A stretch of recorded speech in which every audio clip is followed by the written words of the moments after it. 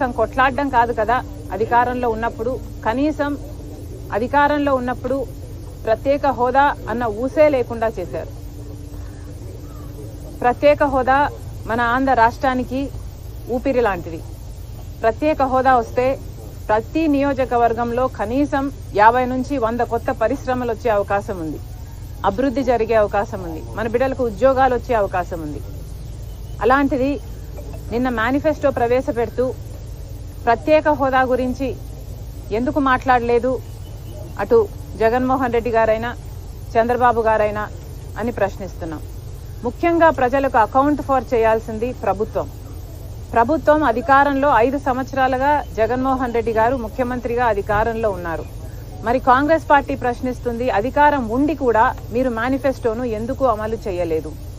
మీ మేనిఫెస్టోలో 2019 మేనిఫెస్టోలో ప్రత్యేక హోదా లేదా ప్రత్యేక హోదా గురించి మీరు కొట్లాడతామనుంది. ప్రత్యేక హోదా ఎమ్మెల్యే ఎంపీలను ఇస్తే మేము రాజీనామాలు చేసైనా సరే, మేము కొట్లాడైనా సరే, బీజేపీ మెడలు వంచైనా సరే ప్రత్యేక హోదా తీసుకొస్తామని చెప్పిన మీరు ఇప్పుడు మళ్ళీ ఇంకొక మేనిఫెస్టో రిలీజ్ చేస్తున్నారు.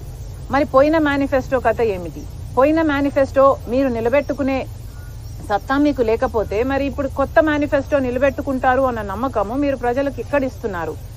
మీరు పోయిన మేనిఫెస్టో నిలబెట్టుకోకపోతే మీ క్రెడిబిలిటీ ఏమిటి? కొత్త మేనిఫెస్టోకి ఉన్న విలువ ఏమిటి? పోలవరం ప్రాజెక్టు ఏమైంది? పోలవరం ప్రాజెక్టు కోసం ఒక్కటంటే ఒక్క నిజమైన ఉద్యమం ప్రత్యేక హోదా అయినా పోలవరం అయినా మీరు చేసింది లేదు.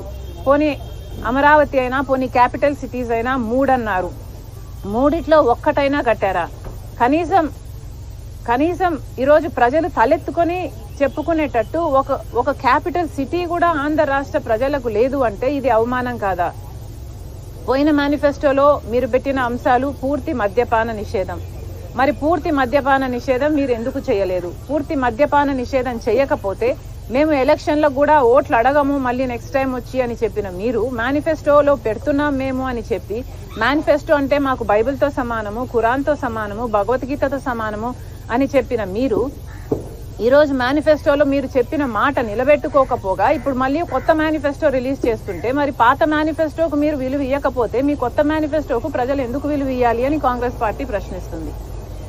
పూర్తి మద్యపాన నిషేధం అని చెప్పి మద్యపాన నిషేధం చెయ్యకపోగా ప్రపంచంలో ఎక్కడా లేని విధంగా ఎవరు అమ్మని బ్రాండ్లు మీరు మాత్రమే తయారు చేసి నాసిరకం మందు అమ్మి కల్తీ మందుతో, కల్తీ సారాతో ఈరోజు ఎంతమంది ప్రజలు నష్టపోతున్నారు, వాళ్ళ హెల్త్ ఎఫెక్ట్ అవుతుంది.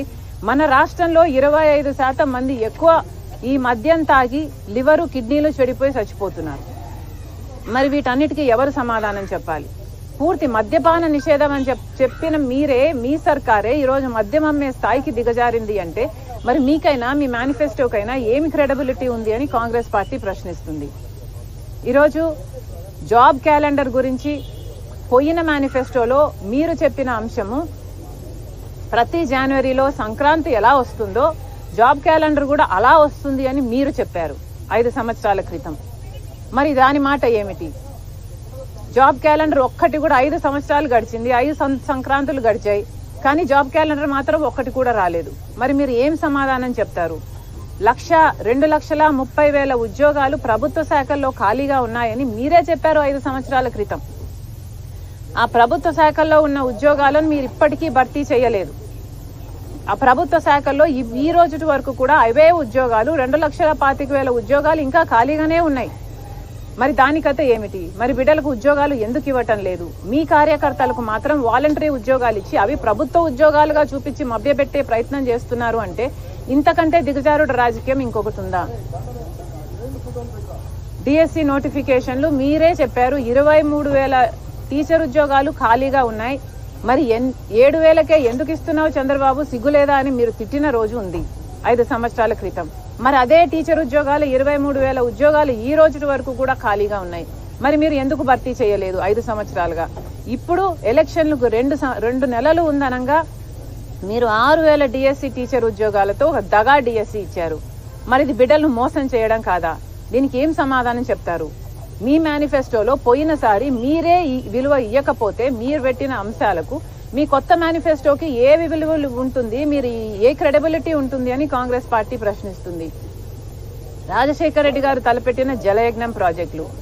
ఆంధ్ర రాష్ట్రంలో 54 ప్రాజెక్టును రాజశేఖర రెడ్డి గారు తలపెట్టారు. దాంట్లో 12 ప్రాజెక్టులను రాజశేఖర రెడ్డి గారే పూర్తి చేశారు.